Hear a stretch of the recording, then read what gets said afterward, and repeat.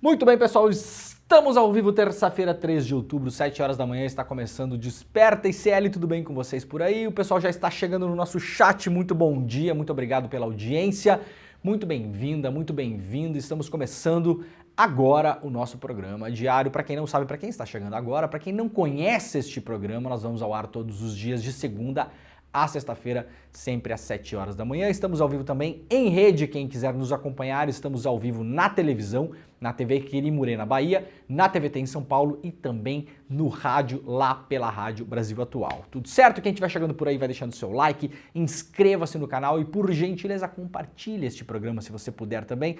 Pega o link e manda no seu zap, manda para todo mundo que você conhece. Hoje temos um programa com muitas coisas, então vamos direto ao que nos interessa. Vamos lá, a gente vai fazer o quê? A gente vai ler notícia. Para quem não conhece o programa, o Desperta é um programa para você entender o que está acontecendo no Brasil e no mundo e sair daqui às 8 horas da manhã um pouco mais esperto, né? Que esse é o objetivo deste programa. Não por acaso ele se chama Desperta ICL, para você despertar, tá bom? Quem estiver chegando pelo chat pode ir deixando já o seu comentário, pode ir fazendo aquela conversa da manhã de todo mundo, né? Muitas pessoas não estão na manhã porque estamos ao vivo no mundo todo, claro. Então tem muita gente que acompanha este programa também em outros países. Então muito obrigado pela audiência e vá dizendo de onde você está acompanhando este programa, né? As pessoas sempre têm o costume de colocar suas cidades. Então obrigado para quem acompanha o programa no Brasil e também em outros países do mundo. Vamos lá, gente. Tem bastante coisa para a gente desenrolar hoje aqui, ó. Seca histórica do Rio Madeira paralisa operações em uma das maiores hidrelétricas do Brasil. Persistem os efeitos da crise climática. Esse ano todo mundo viu no Brasil e no mundo. Foi um ano extremamente complicado. Tem vários fenômenos climáticos que podem explicar isso, mas ao que tudo indica e pelo que os pesquisadores mais importantes da área vêm alertando também, essa variação do clima não deve mudar muito para os próximos quantos anos? Não sabemos. Então a coisa não se explica só por El Niño, por exemplo, na América Latina. Realmente a gente está num momento muito crítico. O inverno acabou de terminou na semana passada, né? E tivemos as temperaturas mais quentes do ano em pleno inverno. Vimos isso em várias regiões, fora a quantidade absurda de chuvas que atingiu várias cidades do país, deixando um rastro de destruição em vários lugares, né?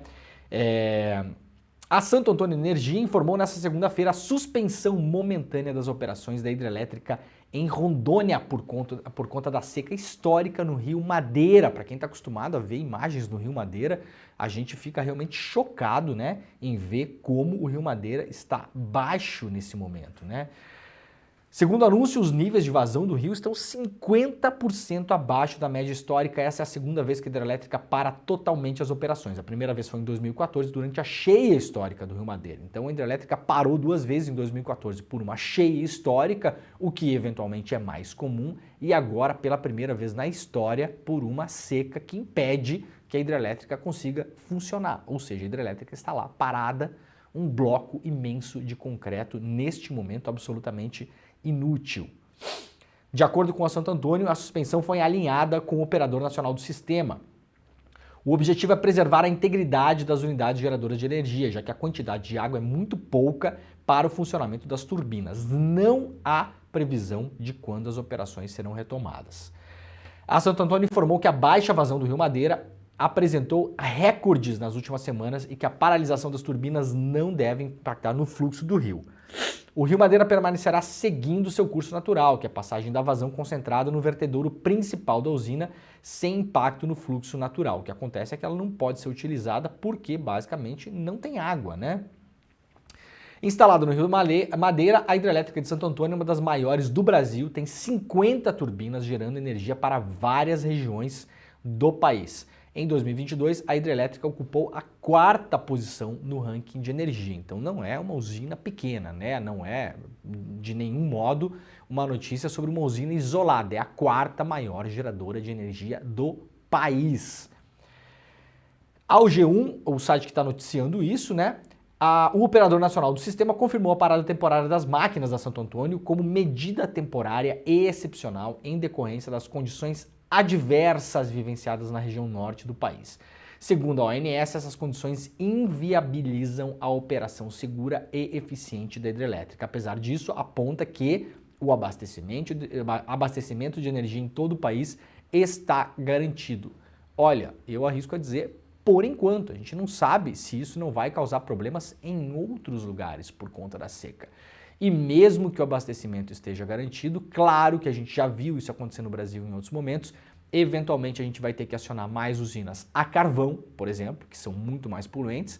A energia dessas usinas é mais cara e, portanto, isso pode impactar também diretamente na nossa conta de luz.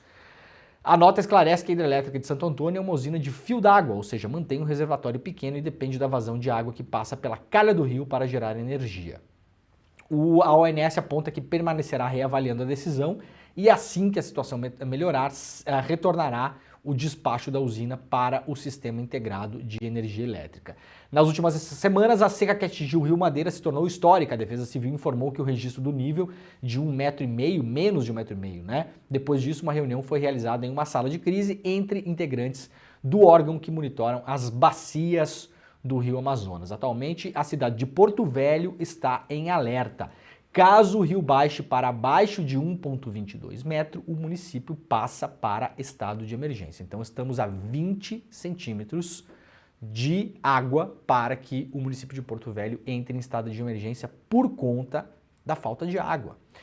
Desde agosto, o nível do rio baixou rapidamente. Em menos de uma semana, entre o fim de agosto e o início de setembro, o nível do Madeira recuou mais de 1 metro. Na época, a Defesa Civil já previa uma seca histórica.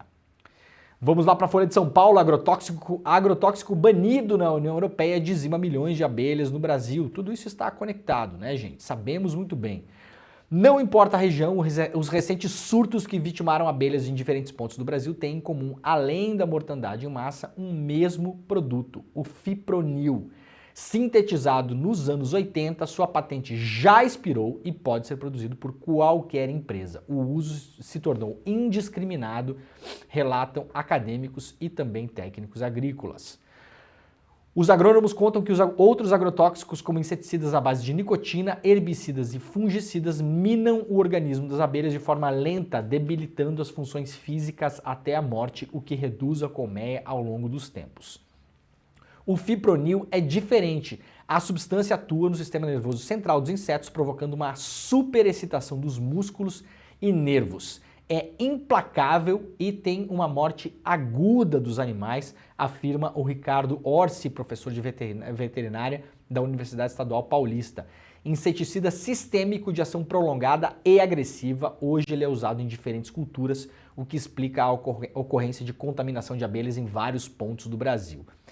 Formigas e cupins são os principais alvos desse inseticida, mas ele é aplicado contra o bicudo do algodão, larva do alfinete do milho e lagarta da soja. Também tem uso domésticos, está nos mata-moscas e em coleiras de cães e gatos contra pulgas e carrapatos. Portanto, preste atenção se você for comprar esses produtos no supermercado ou também na veterinária para os seus pets, né, para os seus animais. Fiquem de olho, olhem a fórmula e, por gentileza, vejam se a fórmula não contém esse elemento que está se mostrando bastante danoso, né? Segundo o levantamento da Folha, os exames mostraram que o fipronil, que vitimou 100 milhões de abelhas no Mato Grosso em junho e 80 milhões na Bahia em julho, também provocou em janeiro perda em Minas Gerais. Estudos contínuos em Mato Grosso do Sul identificaram associação crescente entre mortes em massa e a substância.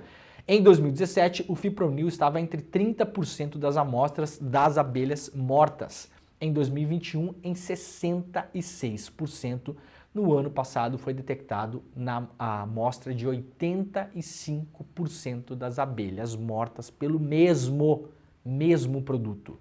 Voltando um pouco no tempo, também é responsável pela morte de 50 milhões de abelhas em Santa Catarina em 2017 e pelo surto que dizimou 500 milhões de abelhas no Rio Grande do Sul entre outubro e março de 2019.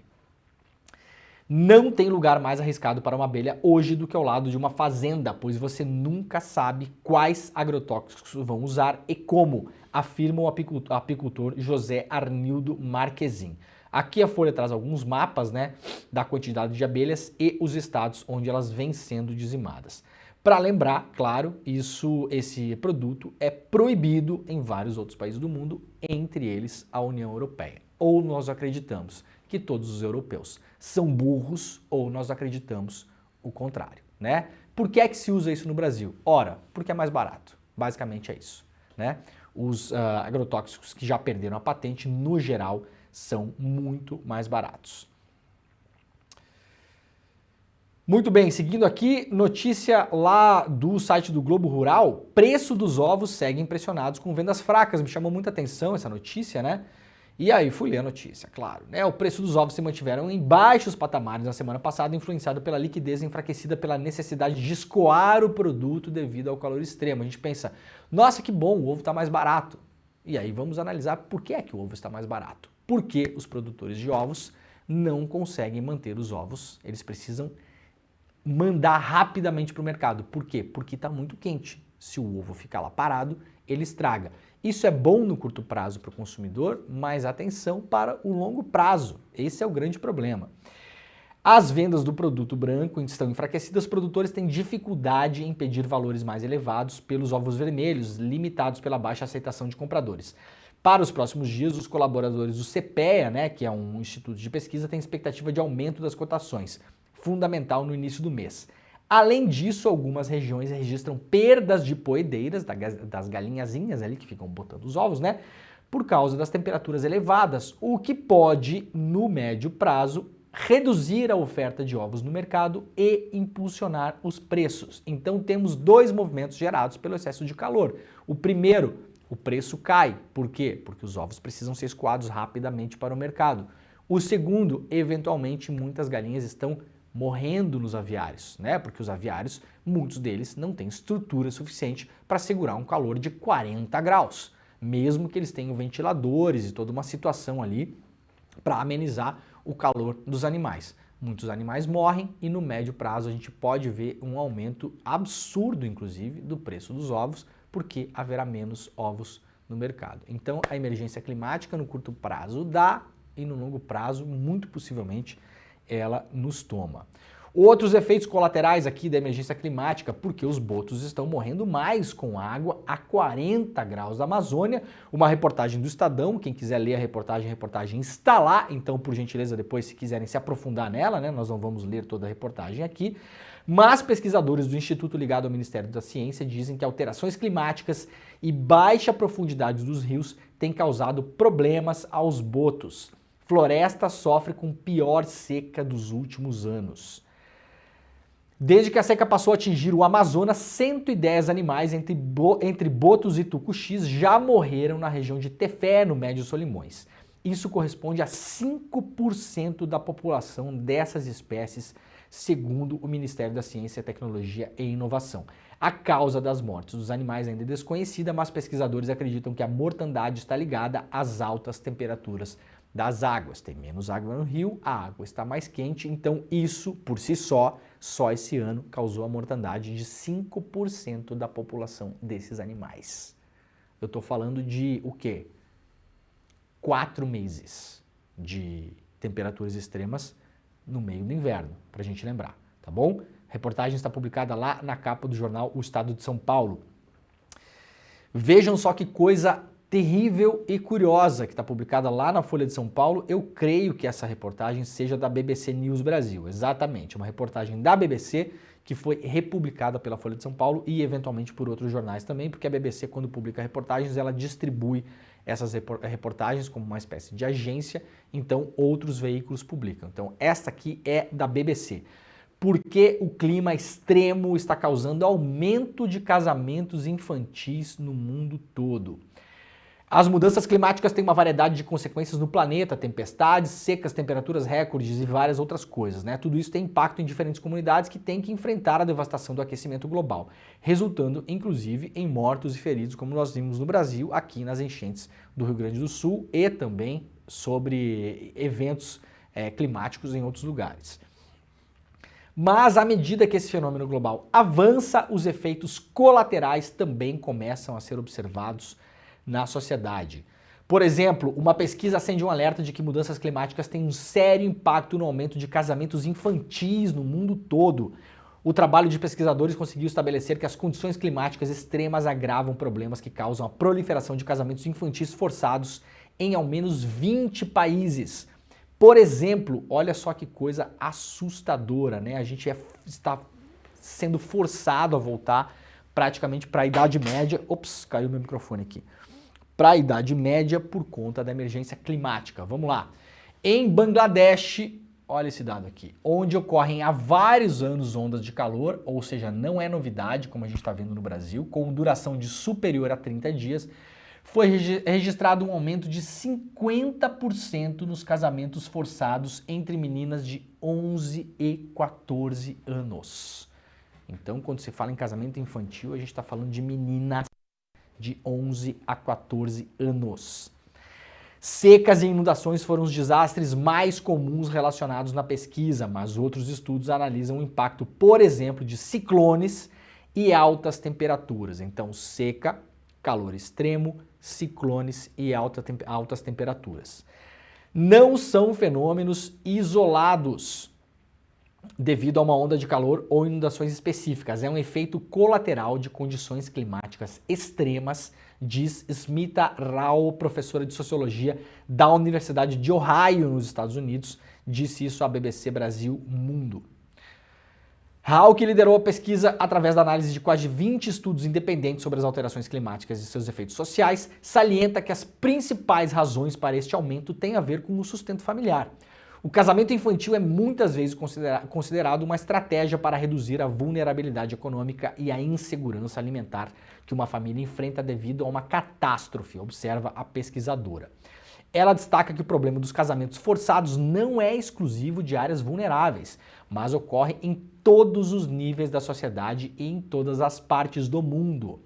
Por exemplo, na nossa América Latina, aqui, de acordo com o relatório das Nações Unidas, 1 em cada 4 meninas se casa ou entra numa união precoce antes dos 18 anos. Isso dá 25% das mulheres com menos de 18 anos acabam entrando em uma relação de casamento que é considerado pela ONU uma relação precoce, né?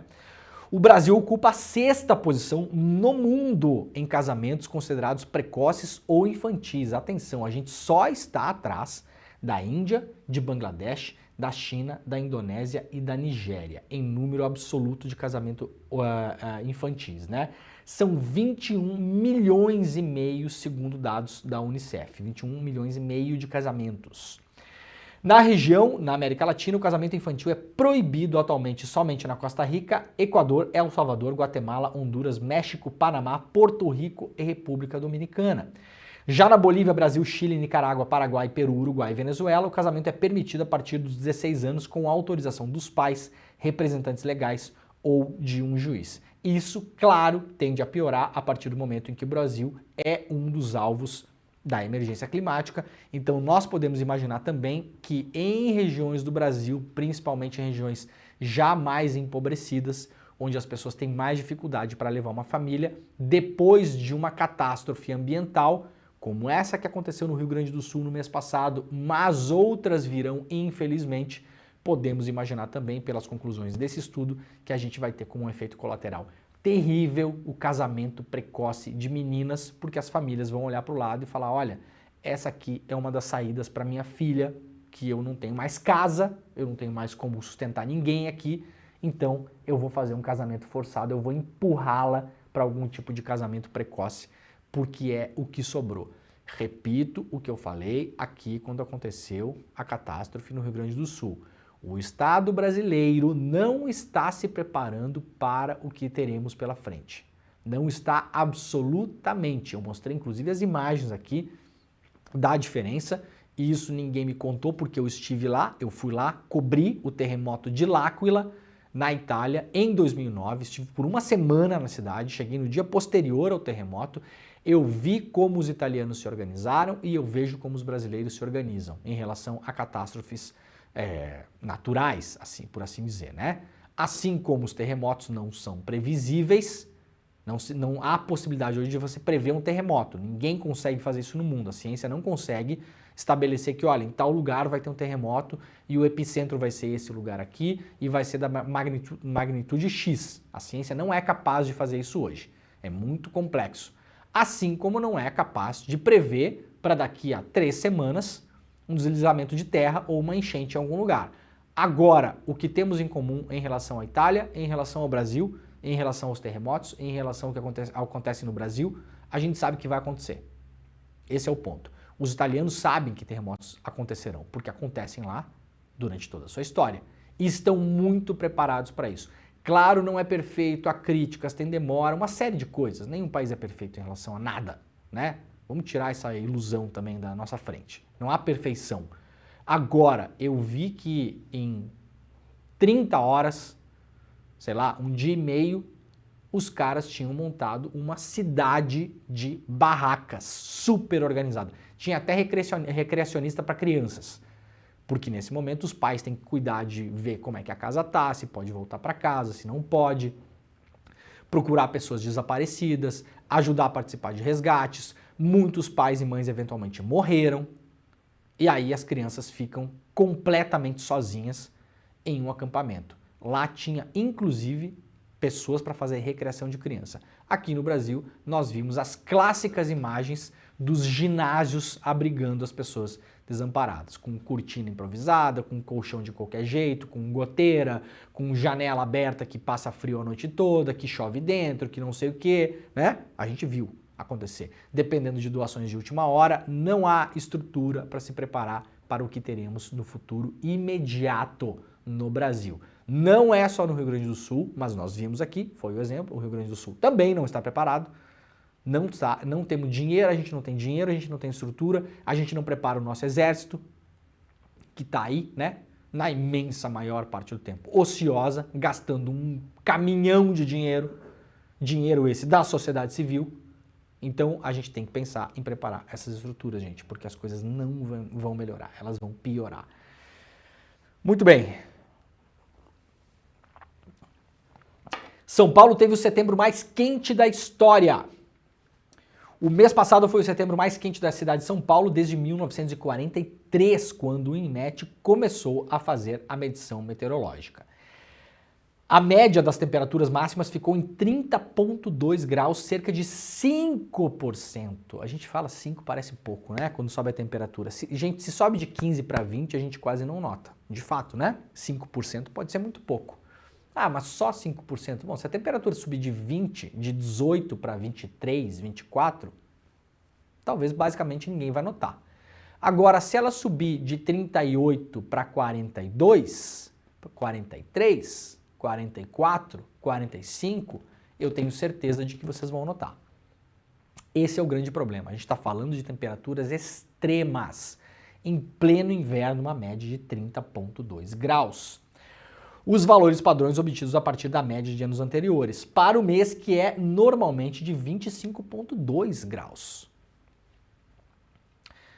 A maior marca do mês foi registrada no dia 24, quando os termômetros bateram 36,5 graus, repito, em pleno inverno, a temperatura mais alta do ano. Estamos falando mais alta do ano na cidade de São Paulo, contando os meses de janeiro, fevereiro, quando estamos no verão. Foi também o valor mais alto registrado na história em setembro. Reportagem da agência pública: aquecimento anormal do Atlântico agrava a seca na Amazônia e traz riscos imprevisíveis. Imagens dramáticas da mortandade de peixes, de botos e relatos de ribeirinhos ilhados sem conseguir se deslocar por causa do baixo nível do rio Amazonas, que começaram a aparecer nos últimos dias, chamaram a atenção sobre a grave estiagem e o aquecimento global. Pesquisadores ouvidos pela agência pública acreditam que a combinação entre temperaturas anormalmente altas das águas do Atlântico Norte e a ocorrência do El Niño agravou a seca e ainda podem ter consequências imprevisíveis. Aquecimento global, eu acho que não se usa mais, viu, agência pública? Atenção aí, né? Emergência climática, né? Porque a gente está falando de temperaturas extremas. Pode haver frio extremo também em várias regiões. Então não se trata somente do aquecimento das temperaturas. E eu falo isso por quê? Porque isso é um grande combate em relação à desinformação. principalmente a extrema-direita do mundo todo, né?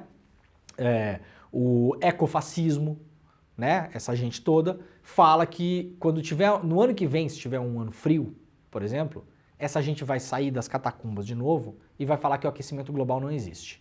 Então, para a gente cuidar com esses termos, né? Emergência climática. A gente está falando de extremos, um mundo de extremos, não necessariamente somente de alta temperatura. Os meses de agosto, setembro e outubro, quando ocorre o chamado verão amazônico, são tradicionalmente secos, mas neste ano, de acordo com o relato de cientistas que estudam a região, o quadro ficou mais grave, a estiagem se instalou de modo muito, muito rápido. Nós vimos aqui o Rio Madeira, né, que baixou 1 metro em um mês. O engenheiro ambiental Ian Fleischmann, que faz o monitoramento dos rios do Instituto de Desenvolvimento Sustentável Mamirauá, conta que a situação é catastrófica, a palavra que ele usa para definir a situação atual. O Instituto relatou na semana passada que apenas em 3 dias, cerca de 100 botos rosas apareceram mortos no Lago Tefé. Foi a notícia que demos antes também sobre a mortandade dada pela Folha de São Paulo, né? Isso aqui é uma imagem do local, portanto, e os pesquisadores estão enrolando aqui um animal que faleceu. A gente pode ver aqui nas margens, né? Dá para ver na margem lá atrás também, olha só aqui, ó. Né? Como o rio tá baixo, né? A gente consegue observar pela imagem.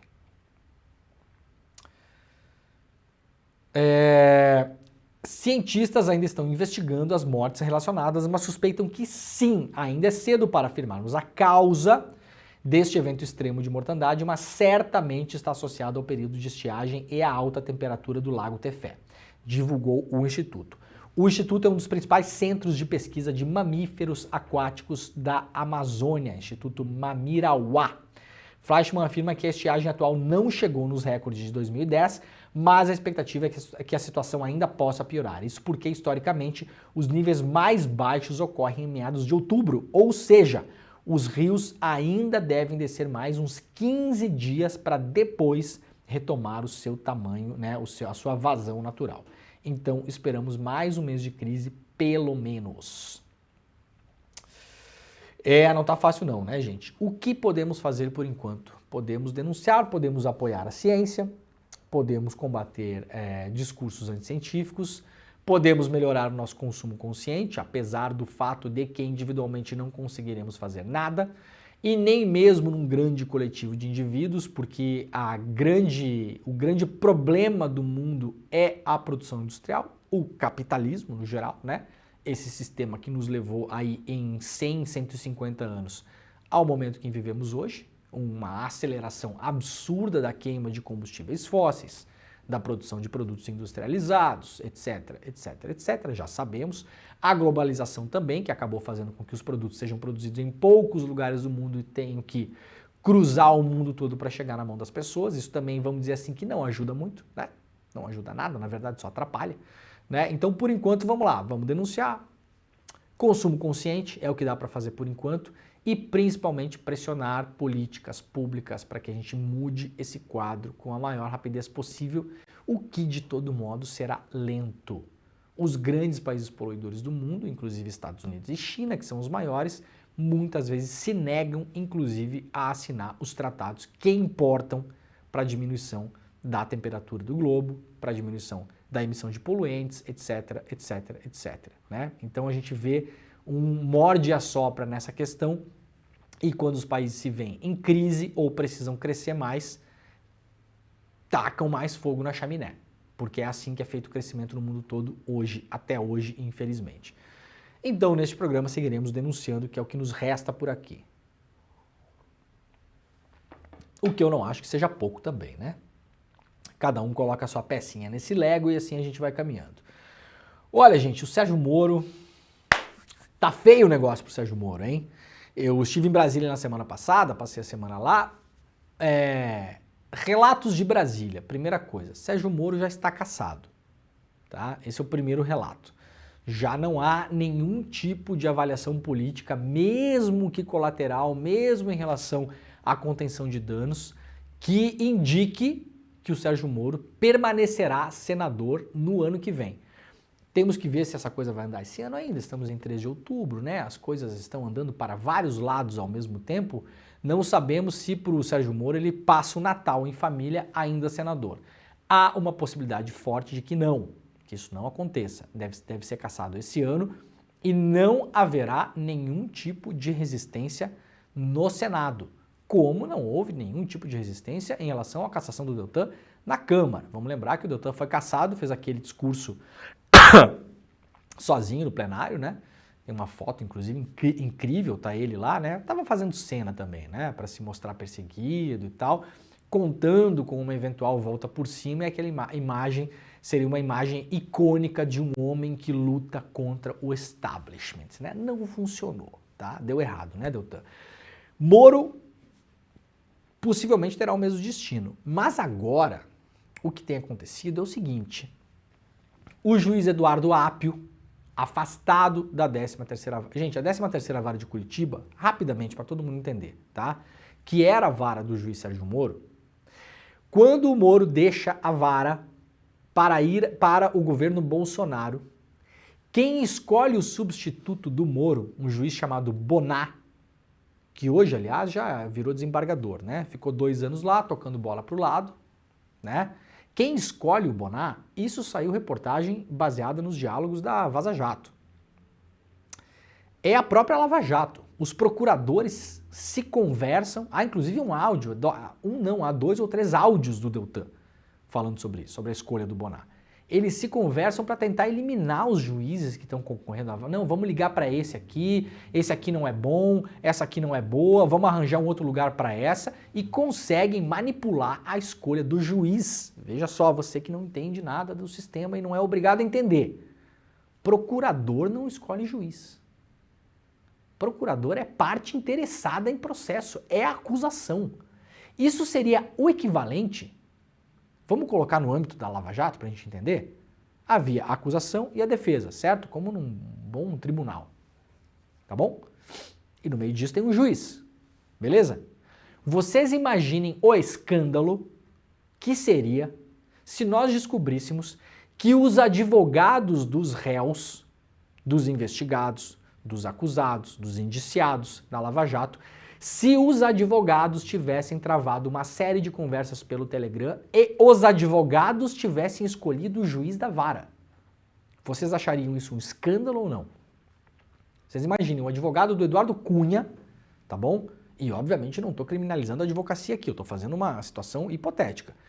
Se isso tivesse acontecido, obviamente estaria denunciado aqui, tá? Situação hipotética. O advogado do Eduardo Cunha, o advogado do Palocci, o advogado de quem mais? Do Marcelo Odebrecht, do Paulo Roberto Costa, né, do Pedro Barusco. Imagina se os advogados desses caras todos que foram investigados pela Lava Jato tivessem tramado para escolher o juiz da vara. Pois bem, foi exatamente isso que a Lava Jato fez. A Lava Jato tramou pelo Telegram, e não só, posso imaginar que se conversaram pessoalmente várias vezes, mas o que saiu no Telegram já é suficiente para nós dizermos que a Lava Jato tramou para escolher o juiz que substituiu o Moro. E depois do Bonar, só entraram juízes nessa vara, de modo temporário ou titulares, lavajatistas, como se diz. O que é que eu quero dizer com isso? Só entraram juízes ali que protegeram a caixa preta da Lava Jato. O que é a caixa preta da Lava Jato? Acordos de delação que até hoje estão em sigilo. Por que estão em sigilo? Vários acordos de delação. É uma dúvida que eu tenho. Acordos de leniência com as empresas que estão em sigilo até hoje. Por que estão em sigilo até hoje, os acordos de leniência? É uma dúvida que eu tenho.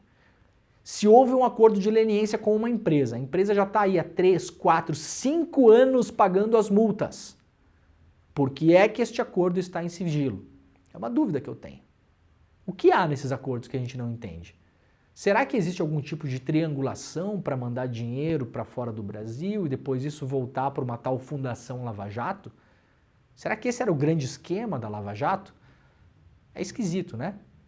Vejam bem, a Lava Jato no Brasil, ela foi considerada uma vítima. Tanto é que ela recebeu valores de volta. A Lava Jato colocou em balanço oficial, 6 bilhões de reais que foram recebidos de volta e que teriam sido roubados do caixa da Petrobras. Ok? Então ela é uma vítima. A empresa no Brasil é vítima. É curioso que a empresa no Brasil não seja vítima, ela esteja pagando multas. Vocês não acham curioso? Porque, por exemplo, entra um dinheiro no caixa da empresa no Brasil, porque ela é vítima. Nos Estados Unidos o dinheiro sai do caixa da empresa, porque ela é algoz, ela é acusada de ser a corrupta. A Petrobras nos Estados Unidos ela não recuperou dinheiro, ela teve que pagar dinheiro nos Estados Unidos. E parte desse dinheiro volta para o Brasil para um CNPJ privado que seria controlado pela Lava Jato. Vocês não acham que tem uma coisa esquisita nesse negócio? Parece, né? Único juiz que botou a mão nesse negócio e que não estava ali para proteger a caixa preta da Lava Jato. O que mais tem na caixa preta da Lava Jato, Leandro? Grampos. Onde estão os grampos da Lava Jato? A Lava Jato grampeou centenas de pessoas. Centenas de pessoas foram grampeadas. Onde estão os grampos da Lava Jato que nós nunca ouvimos? Vocês lembram o único grampo de Lava Jato que nós ouvimos? Eu lembro. O áudio do Bessias, lembram? O áudio que dava conta que o Lula queria assumir o ministério durante o governo Dilma para fugir da Lava Jato. O que é que nós descobrimos depois? Que existiam 22 grampos naquele mesmo conjunto de grampos. O Lula tinha conversado com várias pessoas naquele dia e tinha sido grampeado pela Lava Jato. Então há ainda, espero, se é que não destruíram esses grampos, né, senhor Sérgio Moro e outros juízes que passaram por lá. Gabriela Hart, Bonar, quem mais? Onde estão os outros 21 grampos que contam a verdadeira história? A verdadeira história já foi contada, inclusive. O Lula conversou, inclusive, com personalidades como Michel Temer, na época. Antes da Dilma sofrer um impeachment. Né? O intento do Lula qual era? Salvar o governo Dilma. Em vários desses grampos, inclusive, ele reluta em assumir ministério. Porque não era o objetivo principal dele. O objetivo principal dele era que o governo Dilma permanecesse em pé. Como nós sabemos isso? Porque nós fizemos matéria, de novo, durante a Vaza Jato. E conseguimos o caderno onde o policial federal, que ouvia os grampos, anotava as conversas. Agora, onde estão esses grampos? Se não foram destruídos, em tese, estão lá na 13ª Vara. Por que o atual juiz da 13ª Vara não libera esses grampos? Qual é o grande motivo de grampos de 2016 que se referem a um fato já passado, onde não há investigações em curso em relação a isso? Os processos do Lula, inclusive, sequer estão mais em Curitiba, foram enviados para Brasília. Qual é exatamente o motivo desses grampos estarem em sigilo, senhores juízes da 13ª Vara, senhores desembargadores do TRF4 em Porto Alegre? Por que essas coisas não vieram à tona? Onde estão os grampos de todas as outras pessoas que foram grampeadas pela Lava Jato? Nós estamos em 2023, a Lava Jato começou em 2014, nós estamos falando de 11 anos. Por que o sigilo misterioso de todo esse material? O que esconde a Lava Jato nos porões da 13ª Vara? Quem estava tentando descobrir isso era o juiz Eduardo Apio. Afastado da 13ª Vara, vamos lembrar por aquela ligação que ele fez para o filho do desembargador Malucelli, né? Foi afastado sem ser ouvido, sem uma sindicância. O ministro do Supremo Tribunal Federal, o Toffoli, cancelou esse afastamento, ordenou que ele voltasse e, por enquanto, a Corregedoria do Conselho Nacional de Justiça não está permitindo que o juiz Apio volte. O que é que fez o Apio quando chegou lá? A primeira coisa que ele fez. Bom, a regra dessa vara é o quê? É uma vara obscura, uma vara sigilosa. O Moro só colocava em evidência aquilo que interessava a grande narrativa da Lava Jato. E vazava muitas vezes coisas também, ele e os procuradores. Agora, a imensa maioria das coisas ficou em sigilo. Está em sigilo até hoje. O juiz Eduardo Apio chegou lá e começou a levantar sigilo. Levantou sigilo de leniências, que misteriosamente, 48 horas depois, foram colocadas em sigilo de novo. Que medo é esse que essa gente tem de colocar essas coisas à luz do dia? Como que eu, um cidadão brasileiro, e vocês que estão aí nos assistindo, não temos o direito a saber que tipo de negociação o Estado brasileiro fez com empresas que roubaram dinheiro do Estado brasileiro? Por que nós não temos acesso a isso, senhor Moro, senhor Bonar, senhora Gabriela, senhores juízes todos que passaram por essa vara, inclusive o atual? Por que nós não podemos ver isso? Por que vários anexos dessas leniências estão sob sigilo? Esse dinheiro é nosso. Esse dinheiro é da sociedade civil. Por que nós não temos o direito de ver um acordo que foi feito sobre o nosso dinheiro? É estranho, né? O Apio chega lá, libera o sigilo, o juiz vai lá, corre, poucas horas depois coloca em sigilo de novo. Quais são as investigações que estão em andamento 10 anos depois? Essas empresas até mudaram de nome. Estão pagando as suas multas. Diretores, ex-proprietários foram presos, pagaram suas penas. Alguns estão pagando as penas até hoje, inclusive, com prisão domiciliar. Onde estão as conversas que a 13ª Vara fez com alguns delatores? Nelma Kodama, né? Barusco, Paulo Roberto Costa. Por que a gente não pode ver essas coisas? É engraçado, né? São dúvidas matinais que me vêm à cabeça. Talvez, eventualmente, em um breve tempo, elas serão resolvidas. Eu tenho fé em relação a isso. Tenho fé e alguma informação também, né? Agora o Eduardo Apio chegou lá e começou a fazer o quê? Não, vamos colocar isso aqui, não tem mais sigilo nisso aqui. Então libera, bota ao público, vamos lá, as pessoas precisam saber.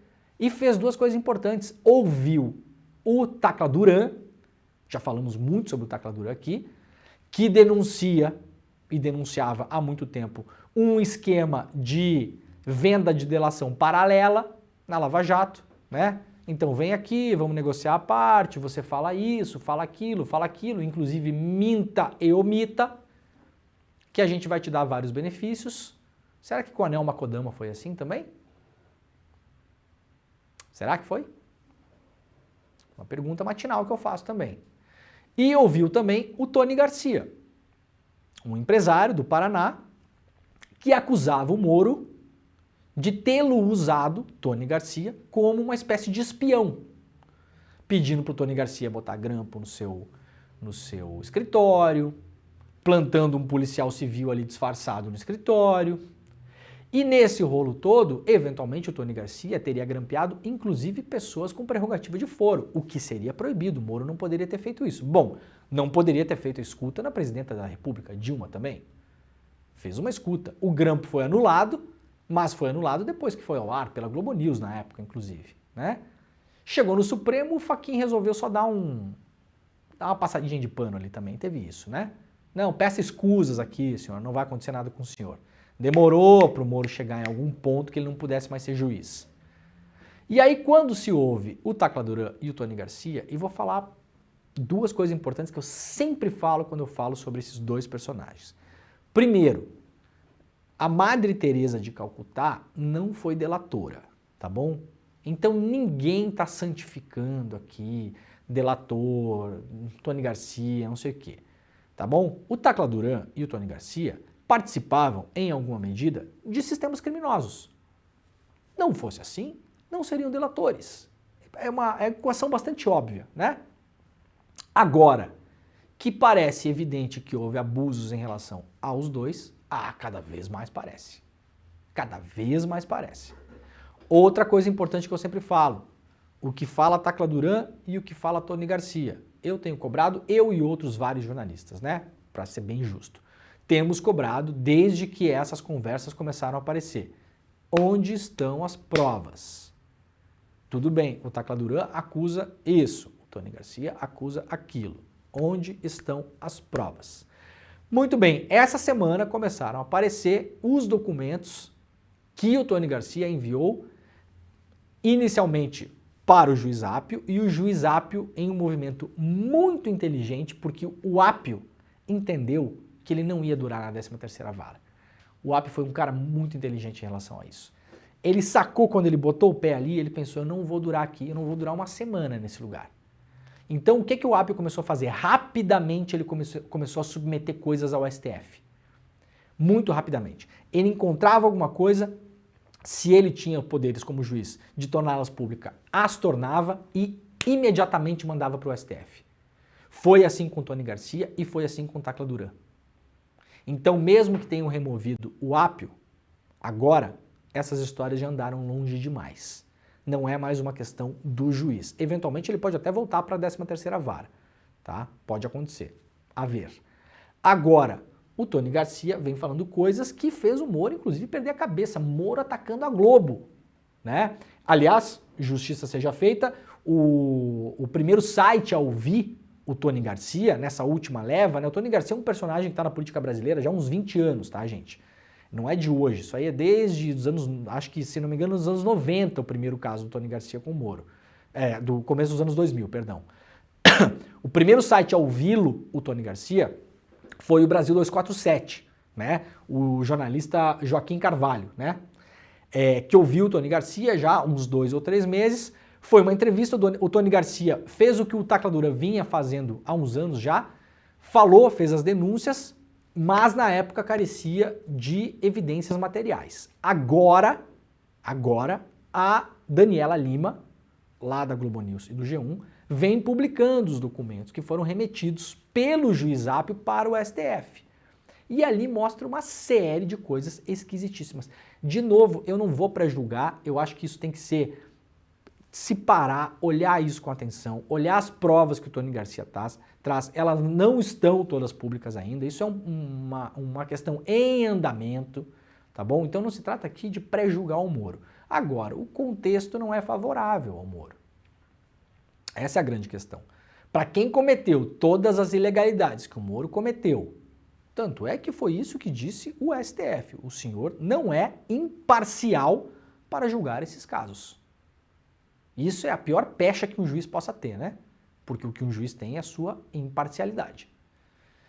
E agora o Moro está batendo cabeça, segundo noticia a revista Fórum aqui. Moro ataca a Globo por noticiar escândalos denunciados por Tony Garcia. Eu adoro essa foto do Moro aqui, não sei o que ele estava fazendo aqui nesse dia. Foto do Lula Marques, né? Um dos maiores fotojornalistas do Brasil. O senador Sérgio Moro, como dizem muitos, né? Do União Brasil, do Paraná, que enfrenta investigações no Conselho Nacional de Justiça e na Polícia Federal e que corre risco de ter seu mandato cassado, resolveu atacar o site G1 da Globo. Veja só, né? Me espanta, né? E aqui, obviamente, eu não estou falando da Daniela Lima, que é maravilhosa, né? Nem estava na Globo na época. Mas me espanta a Globo muitas vezes ter, inclusive, ladeado o senhor Sérgio Moro nos ataques que fazia contra os jornalistas do Intercept e agora está sendo atacada pelo mesmo, né? Que curioso que são as coisas, né?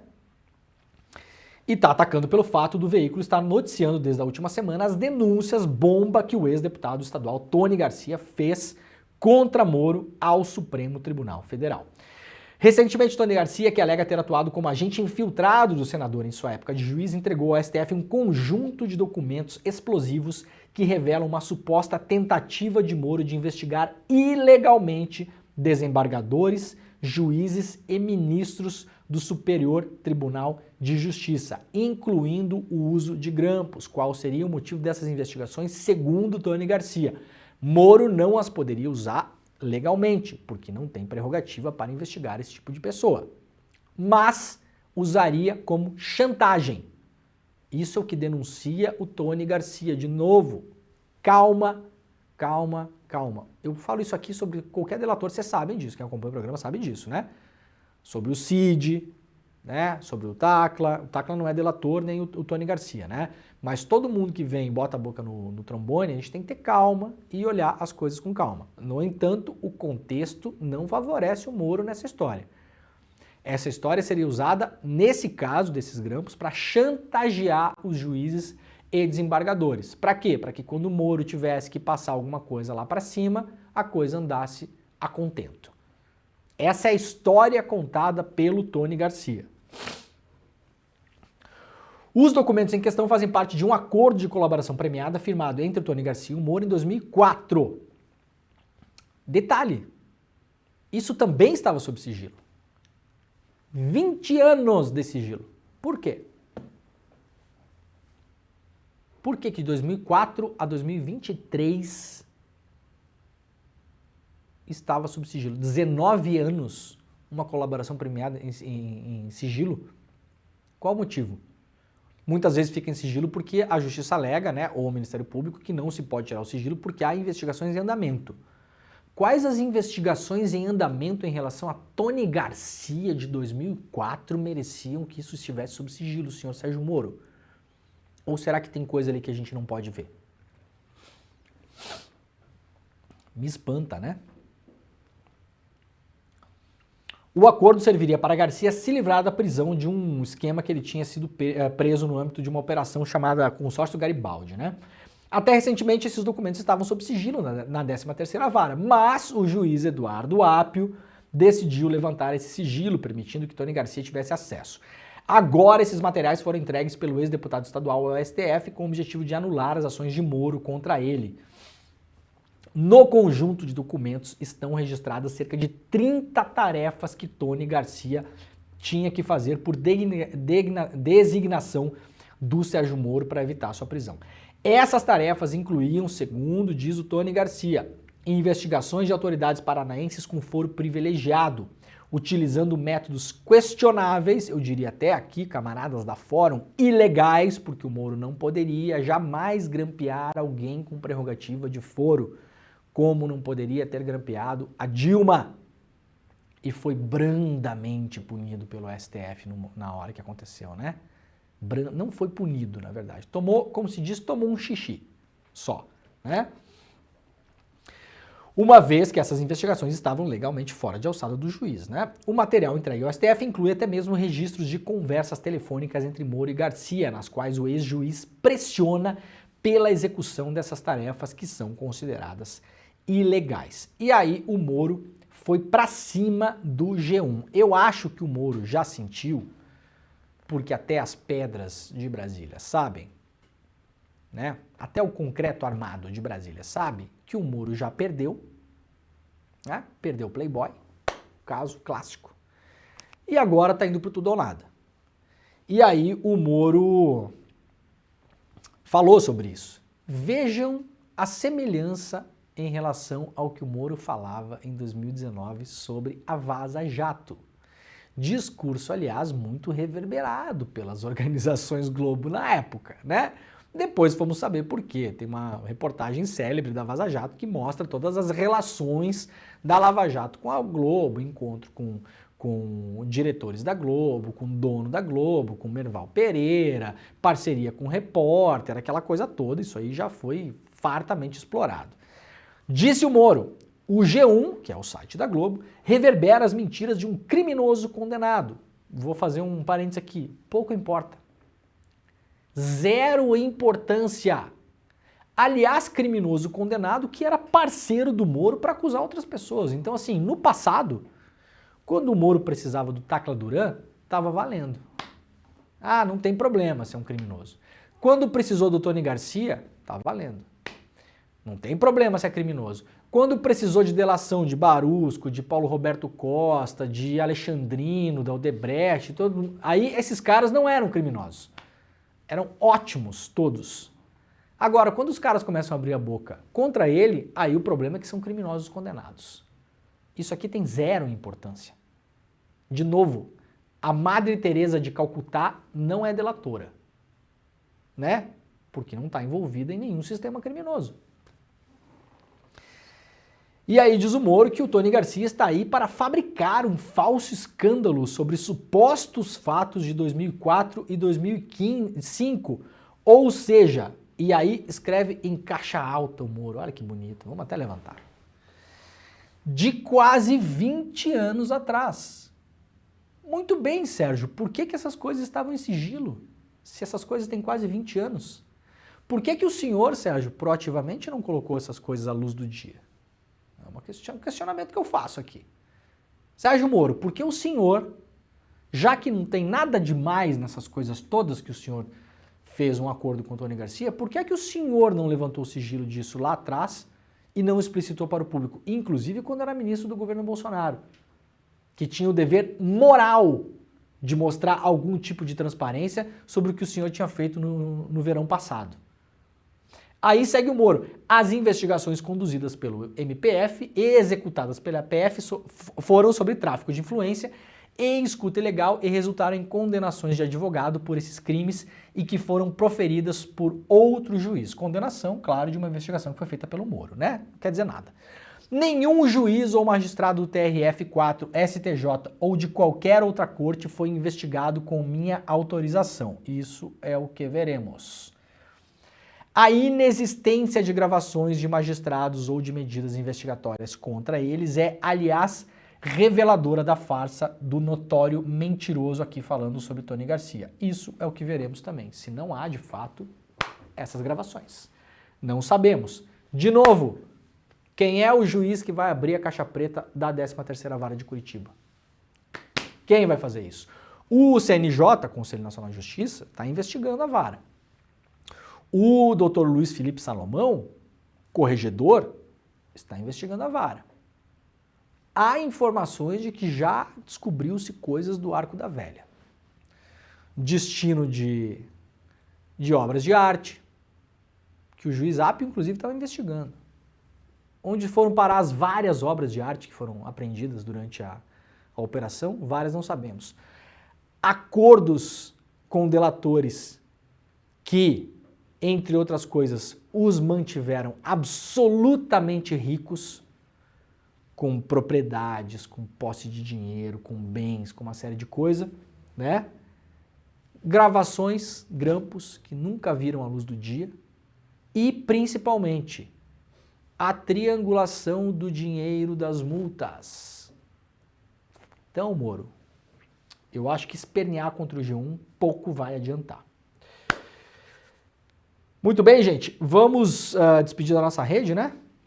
Muito obrigado, pessoal da TVT, pessoal da TV Querimurê e pessoal da Rádio Brasil Atual. Nós voltaremos amanhã e o pessoal que fica com a gente na internet fica por aí mais um pouquinho, que a gente tem mais uma coisa muito rápida aqui.